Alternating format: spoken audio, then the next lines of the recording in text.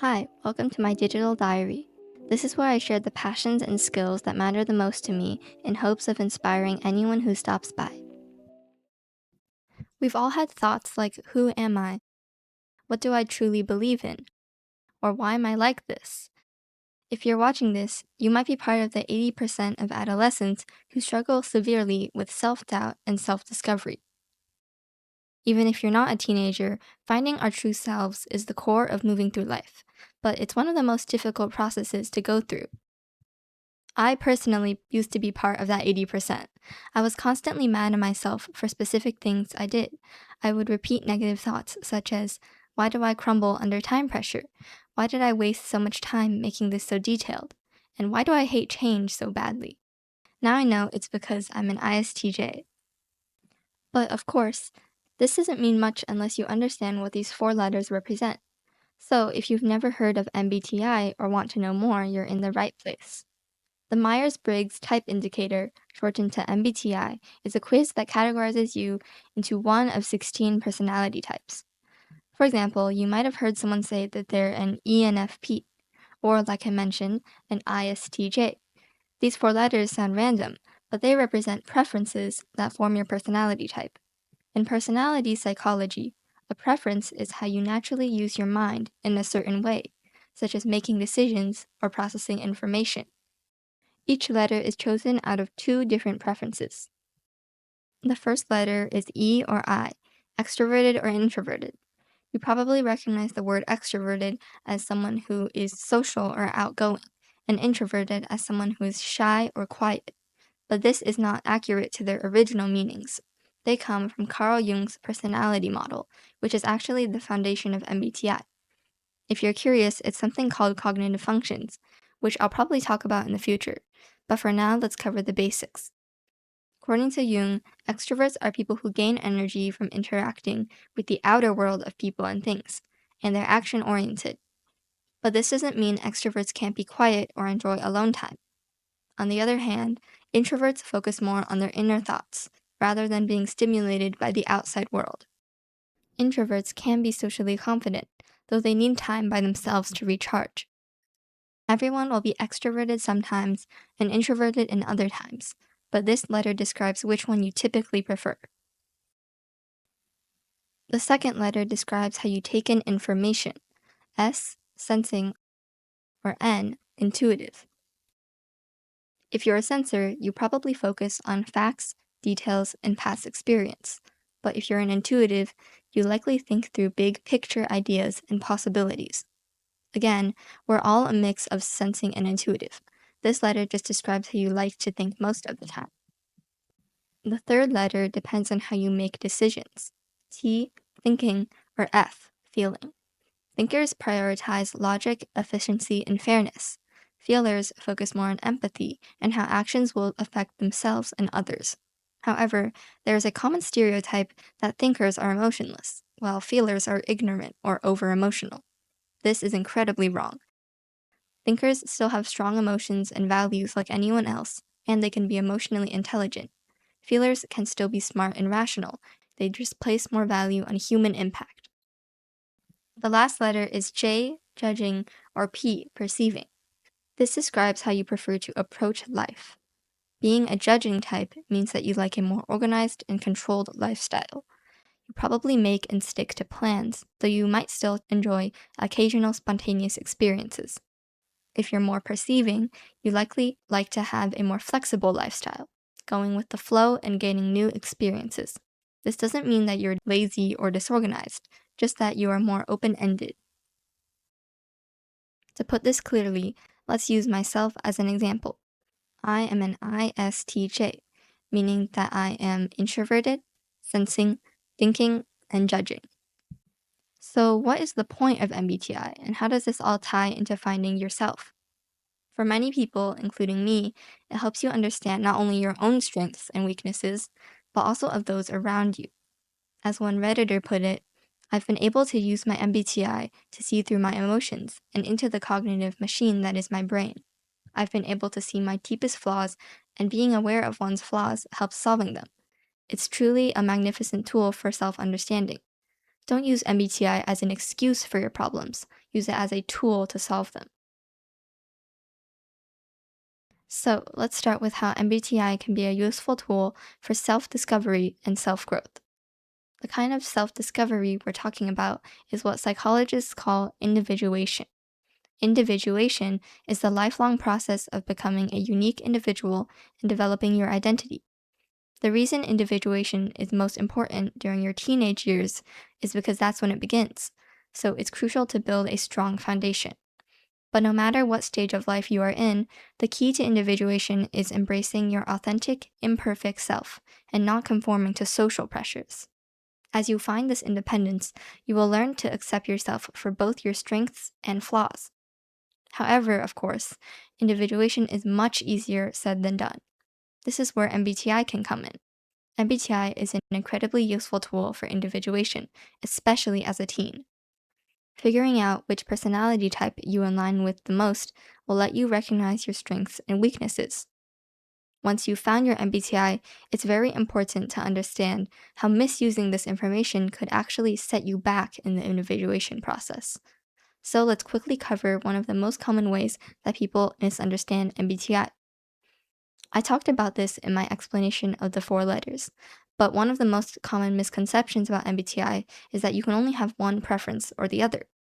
It's more accurate to view each preference pair as a spectrum. As humans, we use all 8 preferences, but we naturally lean towards certain ones. So remember that the 4 letters of your MBTI type describe how your brain usually works, not how it can only work. If you do follow that rigid mindset, you will likely fall into stereotypes of your MBTI type. Once you box yourself inside these stereotypes, you'll start denying your genuine thoughts and actions, which is the exact opposite of individuation. For example, when I first discovered that I relate to the ISTJ type the most, I felt conflicted whenever I was being deeply emotional, because ISTJs are commonly believed to be emotionally insensitive thinkers. I also felt ashamed when I spiraled into what if thoughts, because ISTJs are supposed to be practical sensors. See the problem? Individuation is all about embracing your authentic self.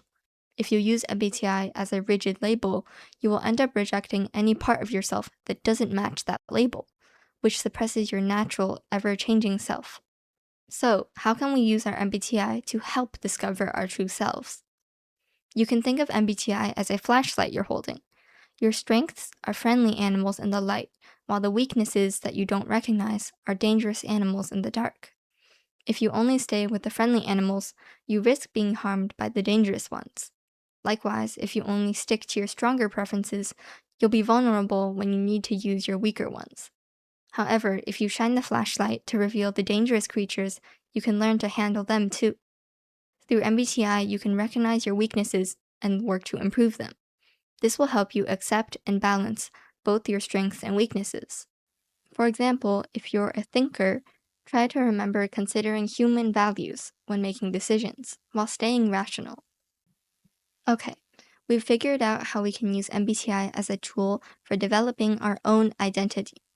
To go one step further, we can move from working with ourselves to working with the people around us. Through individuation, not only do you learn more about yourself, but also the people around you. MBTI is an eye-opening tool for developing interpersonal skills as you individuate, especially when it comes to understanding and cooperating with other people. So, how can we understand others more clearly? To begin with, you must put yourself in their shoes. A quick way to start doing this is by getting to know their personality type, particularly through a simple system like MBTI. If they don't already know about MBTI, you can introduce it to them, or even share this video with them. Once you know a person's MBTI type, it's easier to determine their values, strengths, and weaknesses, just like you did to yourself. In times when you're confused or angry at them, you can empathize by asking, how are they viewing the situation and why? For instance, I have a friend who is an ESFP. I have always admired how she lives in the moment and puts herself under the spotlight, but sometimes I get annoyed by her tendency of being melodramatic and over exaggerating things. It used to be hard for me to understand her because I'm the exact opposite. I'm often stuck in the past or worrying about the future, and the last place I want to be is at the center of attention. But now I know she's an ESFP while I'm an ISTJ. I recognize her desire to be immersed in the external world, which is actually enabled by her spontaneous and emotional nature. However, for me, I'm most comfortable when I'm alone with my thoughts and can approach the world from a stable and rational perspective. MBTI helped open the door to understanding my friend and accepting our differences, and now our friendship is more comfortable than ever. But why is understanding others so important? Well, we can use this to cooperate with others more effectively by learning from and supporting each other as we navigate through life. Let's use the situation with my friend. Through MBTI, not only can I understand our differences, but she can too. By empathizing with each other in times when we disagree, we can work to find a compromise that will benefit both of us. For example, I learned from her to make the most out of every moment and find fun in spontaneous experiences, while she's learned from me to ground herself in reality and be honest when the time calls for it. Because we can notice each other's weaknesses, we can help one another to become better people. So, right now, you probably want to go online and take a load of tests to figure out your personality. However, tests are not the most accurate way to find your personality type. If you want to dive deeper and make your knowledge more accurate, you should read and study this topic by yourself. Nonetheless, a good starting point is taking tests. The most famous online test is probably the 16 personalities one, but that test is actually quite inaccurate and is not truly based off of the MBTI system.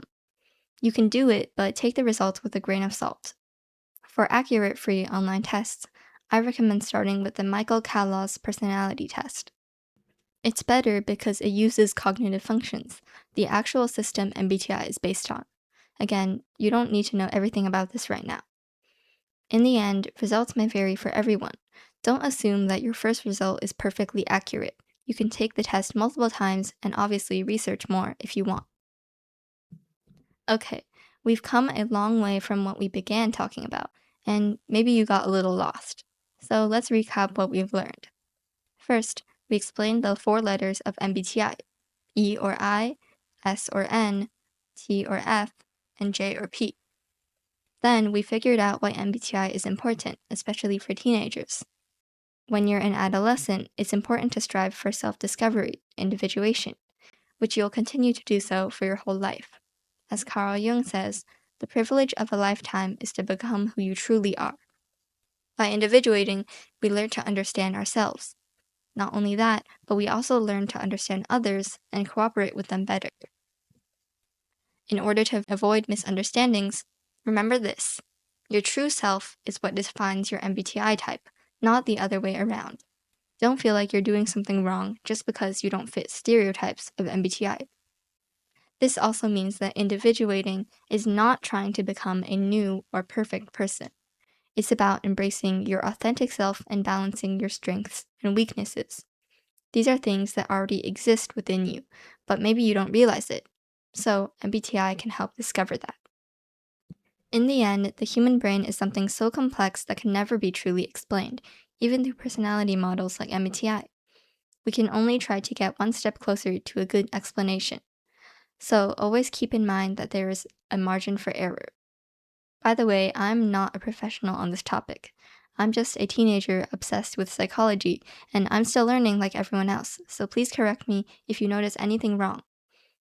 The reason I made this video is that getting into psychology is the main thing that drastically improved my mental health, and it all started with MBTI. So I hope I can help others too by sharing what I've learned so far. You can leave any thoughts or questions below, and maybe even what your personality type is.